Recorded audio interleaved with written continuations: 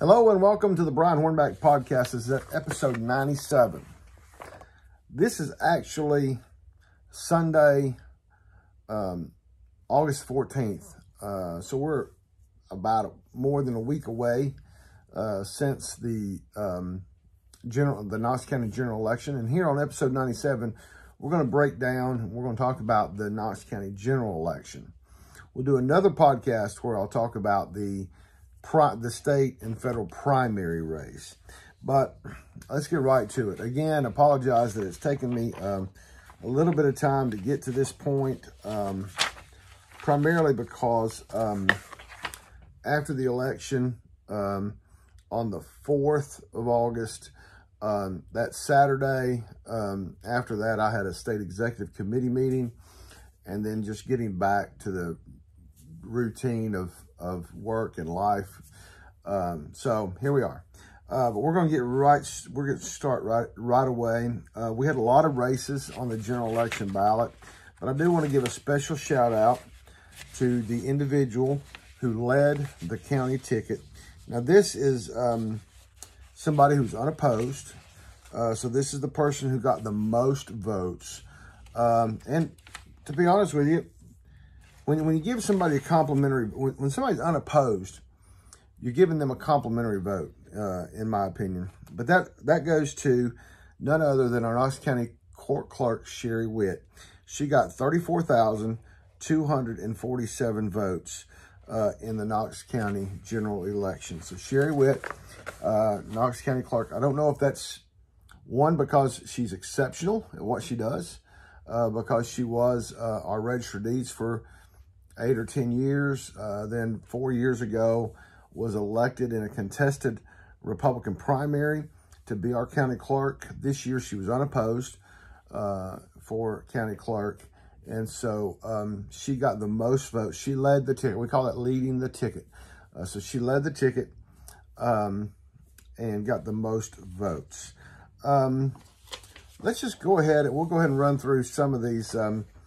Let's talk about the 4 circuit court judge races.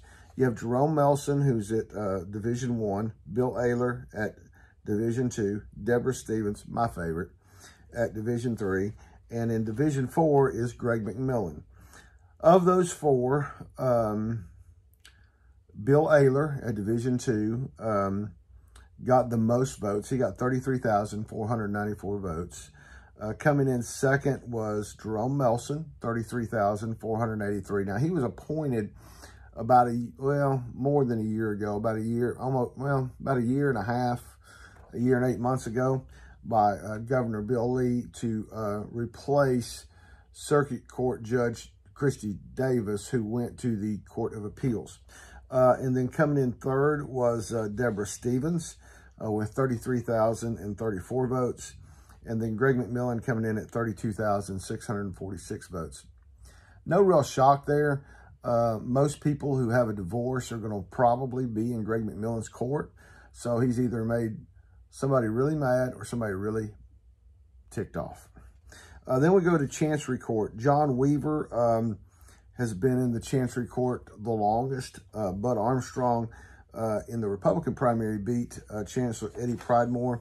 And then Christopher Haggerty, who was appointed by the governor to fill Mike Moyer's chancellor seat about the same time that Jerome Melson was. In that, John Weaver led the ticket in Chancery Court with 32,705 votes. Then Bud Armstrong came in with 32,271 votes to Chris Haggerty's 32,023 votes. Criminal Court. This is... then I guess we'll get down to general. I don't know where general sessions is. But anyway, I'm going in the order of the cumulative report. Criminal court in Division 1, you have Steve Sword. In Division 2, you have Kyle Hickson. But now he's going to be vacating that on September 1st because he's going up to the Court of Criminal Appeals. The governor has 3 candidates to choose from. Emily Abbott, Hector Sanchez, and Wesley Stone. So that we'll expect that to be filled relatively soon. And then in Criminal Court Division 3, we have Scott Green. Leading that ticket was Steve Sword with 32,812 votes. Scott Green coming in second with 32,303. And Kyle Hickson coming in with 32,167. Now, let's talk about the public defender before I jump down. I'm going to jump down to the public defender because he was unopposed. That was Eric Lutton. He was elected 2 years ago, and now he's been elected to serve a full 8-year term. He got 32,246 votes. Now, let's go back. District Attorney General Sharm Allen had just finished an 8-year term. She was running for another 8-year term. She got 57.44% of the vote, or a little over 30,756 votes to her opponent, Jackson Finner's 42%. So the margin of vote, and that's what we're going to talk about, the margin of votes, was 7,966 more votes that Attorney General Sharm Allen got over Jackson Finner. Then we'll go down to the mayor's race. The mayor was facing a Democrat opponent and an independent. I'm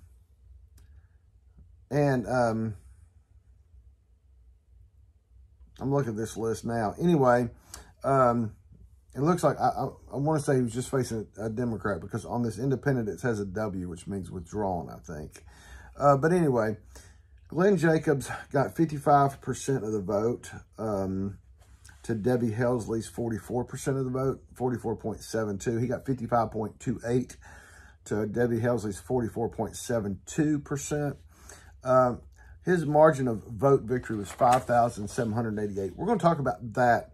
Let's just go ahead and talk about that right now. So there's been a lot made about the fact that the mayor has had a larger percentage 4 years ago than he had this time. A couple of things. One is they have a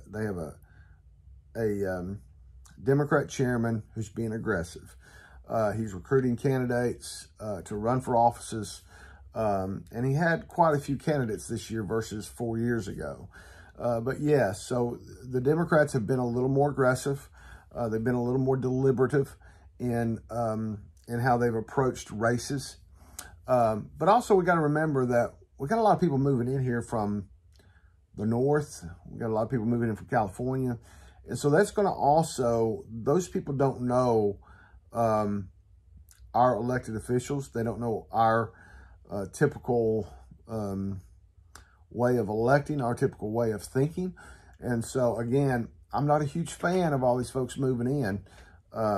But let's just face reality that, yes, there is an extent of them, of the Democrats being more deliberative, more planning more, and being more aggressive. But at the same time, we also need to understand that we've had thousands of new residents that moved in. Also, let's also remember that we have had a lot less voters this time than we had 4 years ago, simply because we didn't have as many contested races as we did 4 years ago. 4 years ago, it was a lot of positions like county clerk, like registered deeds.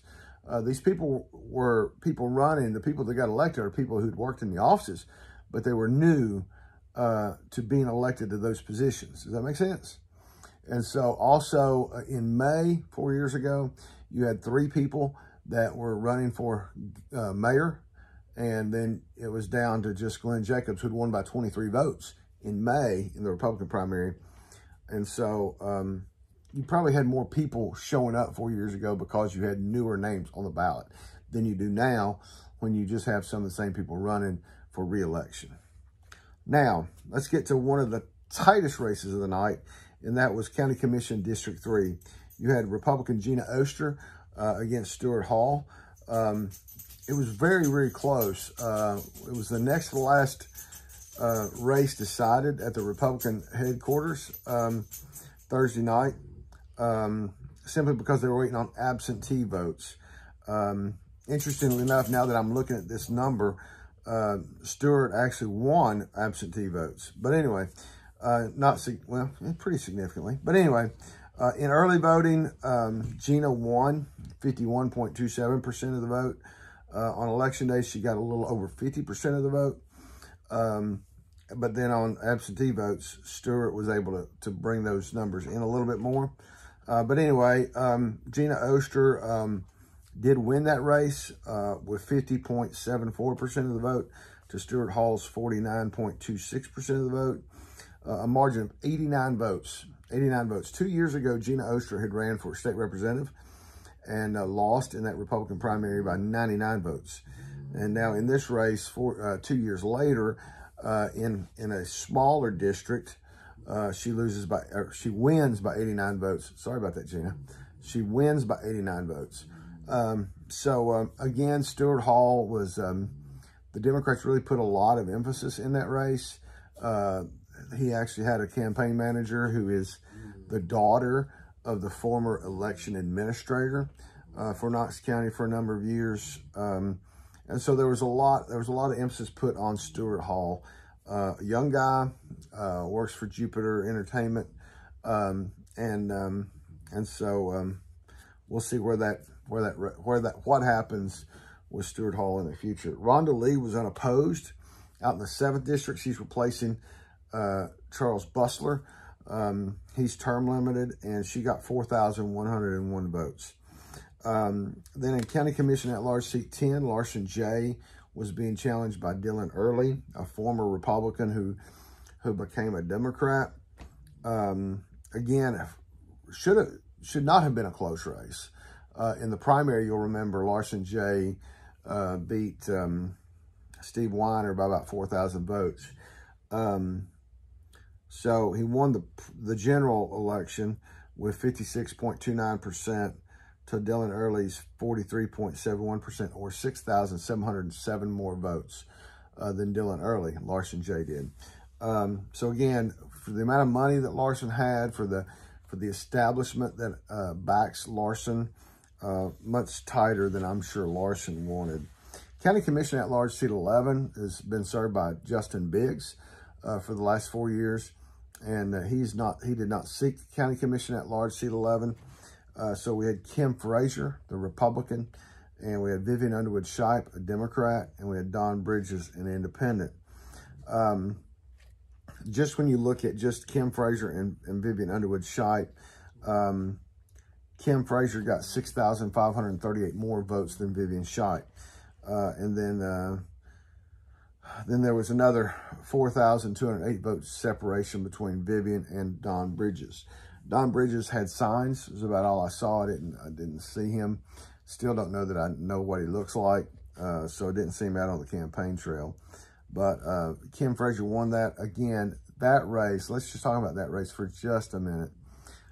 Two classy ladies. Vivian Underwood Shipe, for those of us that have known her for a number of years, had worked, retired from the post office, was the leader of the Postal Employee Union. Just a classy lady who has been active in an organization that she started called the Voice of the Voiceless. Kim Frazier, no stranger to Knox County government, no stranger to being active in the community, has been active for more than a decade, has been extremely active in the land use, property use fights. And so, again, that was just a class race where nothing bad was said. Anytime you saw Vivian and Kim together, they would hug each other. They were cordial to one another. At the League of Women Voter Forum, Vivian had her car stolen the night before, and Kim had a genuine concern for Vivian. And so just the way that politics should be. Then we go to Knox County Trustee again, Justin Biggs, who had been the county commissioner at Large Seat 11. He's worked in the office for a number of years, for more than 15 years. He got 55% of the vote to Dave Caslett's 44%, or 6,116 votes. Now we're going to move into some more judges. We're going to move into the general sessions judges. That's where you start everything in the legal system in Knox County. Chuck Cerny, who'd been on the bench for 24 years, was going for another 8-year term. And he was being challenged by Democrat Sarah Keith. Again, what we thought was going to be a pretty close race. Again, the Democrats have about a 10% margin that they got to make up in order to get ultraly competitive in these races. But again, it's about a 10% difference. Chuck Cerny got 29,753 votes to Sarah Keith's 23,796 votes, or 55.56% of the vote to 44.44% vote, or 5,957 votes. Judd Davis, who just won the Republican primary, was appointed back in December to replace Jeff Emery. He was unopposed in the general election. He garnered 32,219 votes. Yeah, so Judd actually led the general sessions ticket. Just now looked that up. Coming in then on, coming in second behind Judd was Tony Stansberry with 31,922 votes. He's in Division 5. In Division 3, Patricia Long came in with 31,836 votes. And then coming in is General Sessions Judge Division 4, Andy Jackson VI, coming in 5th with 31,627 votes. Judge Irwin has led the ticket in the past, getting the most votes, but he got 34,120 votes. So he came 127 votes shy of Sherry Witt leading the ticket. So got some room to make up there, Judge. I shouldn't tell a former player for the Minnesota Vikings he's got more room to do, should I? Anyway, Tom Spangler, Knox County Sheriff, he was unopposed in the general election. As you know, he got through a Republican primary fairly easily, and he got 34,114 votes. Again, falling short of Sherry Witt's leading the ticket. Charles Susano, our Circuit Civil Sessions and Juvenile Court Clerk, got 57.12% of the vote, which I think that means he led the ticket as far as the ones that have been challenged, with 57.12%. He got 30,333 votes. Dana Moran got 42.88% of the vote, or 22,774 votes, for 7,559 vote difference. Mike Hammond, our criminal court clerk, was unopposed in the general election. He too got 33,358 votes. And then our last contested general election race is the Register of Deeds, Nick McBride. He got 57.27% of the vote. I was wrong. Charlie Susano, you did not lead the percentage of contested races that would have gone to Nick McBride.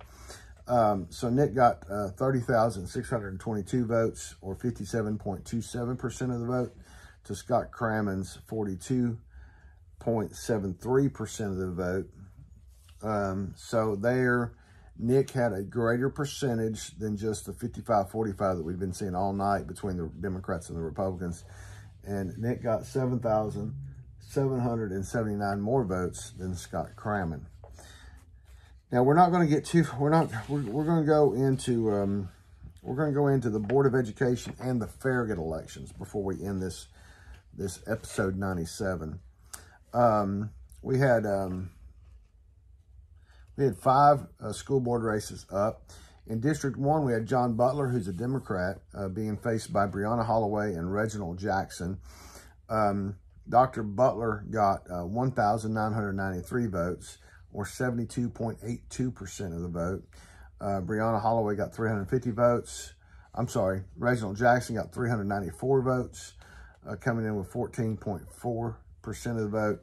And then Breonna Holloway came in with 350 votes, or 12.79% of the vote. The difference between Breonna and Reginald, when you combine those two votes and subtract those from John Butler, it's 1,219 more votes for Dr. Butler. In one of the closest races of the night, but not as close as Gina Oster's race, was the Board of Education District 4. That's primarily West Knoxville. That's primarily from like Sequoia Hills, West Hills, all the way down to like Bluegrass, to the Pellissippi North Shore corridor.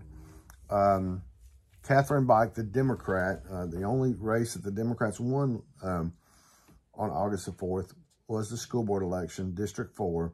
Catherine Bike with 5,078 votes, or 50.68% of the vote, to Will Edwards' 4,941 votes, or 49.32% of the vote. That's a difference of 137 votes. So again, Gina Oster Stewart Hall, her Republican win was 89. The Democrat win for Catherine Bike was 137. Now again, don't read a lot into that, because Sequoia precinct, which is one of the bigger precincts, is in fact, has been Democratic for a number of years. They voted for Linda Haney for mayor, the Democrat candidate, against Glenn Jacobs 4 years ago. So again, that district is tending to run blue. Then out in the Hardin Valley, Carnes area for school board in District 6, Betsy Henderson was up for a full 4-year term. She'd gotten elected 2 years ago to replace Terry Hill, who had gotten elected to the Knox County Commission. And so a pretty easy win for Betsy Henderson with almost 60% of the vote, 59.52% of the vote, to Philip Michael Sherman's 40.48% of the vote, or 1,107 votes. And probably one of the easiest wins of the night was out in District 7.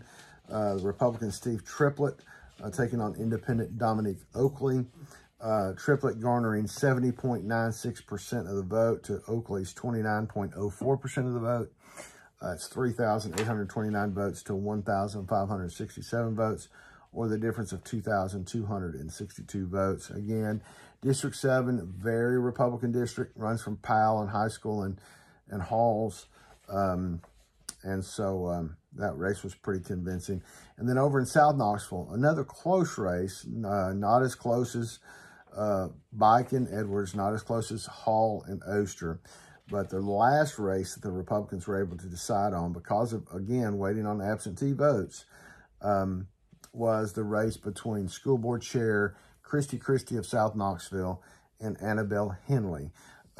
Christie garnering 52.31% to Henley's 57.69%, or 2,946 votes to 2,686 for Henley, a difference of 260 votes. Now, let's quickly move into the town of Farragut, because I want to draw all this general election done in episode 97. Very, very close race for the mayor of Farragut. I think everybody knew that it was going to be close, but nobody realized it was going to be that close. And so we're looking at, hold on a second.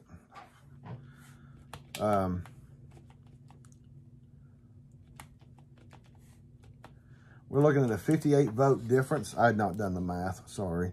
You had Ron Williams get 2,016 votes, or 50.73% of the vote, to Bill John's 1,958 votes, or 49.27%. Now, Farragut is its own town out in the far west that borders Loudoun County. And so, you know, 3,974 votes total cast for mayor. And so it was a 58 vote difference. So closer than Oster Hall was between Ron Williams, the current mayor, who will now be mayor again for another 4 years, and Bill Johns. In the Alderman Ward 1, which is the North Ward, everything north of Kingston Pike, Scott Meyer, the incumbent, got 44.84% of the vote, to Adam Atherton, who got 30.72% of the vote, which then Jim Hill got 24.44% of the vote. So there's 3 people in that race, and Scott Meyer is reelected. And then in Alderman Ward 2, which is the south, anything south of Kingston Pike, that was a race between Ron Pinchot had decided not to seek re-election. And so you had Marty Lehman, who was being supported by many of those that work for the city or are on the board of mayor and alderman, or the mayor, and David White, that what would be considered the challenger, even though both of them were running for the position new. David White won that race with 53.90% to Marty Lehman's 46.10 or 46.10% of the vote. So we're looking at 967 votes for David White and 827 votes for Lehman. Looking at 140 vote difference that David White won that alderman race for.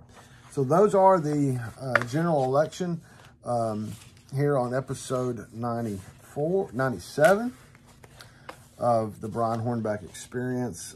Again, I can't reiterate enough. It's important that everybody vote. It's important that if you have an interest in your community, if you have an interest in what happens in your community, it's important that you vote.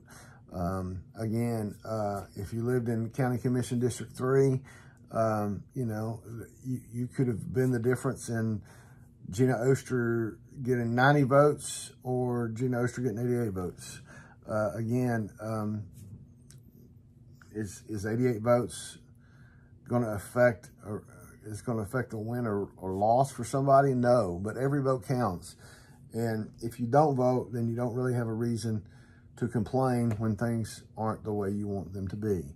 So in order to have a voice in your community, in your government, you have to vote. So thank you for joining me on this 97th episode of the Brian Hornback Experience. And be back shortly to talk about on episode 98, talk about the federal and state primaries in Knox County.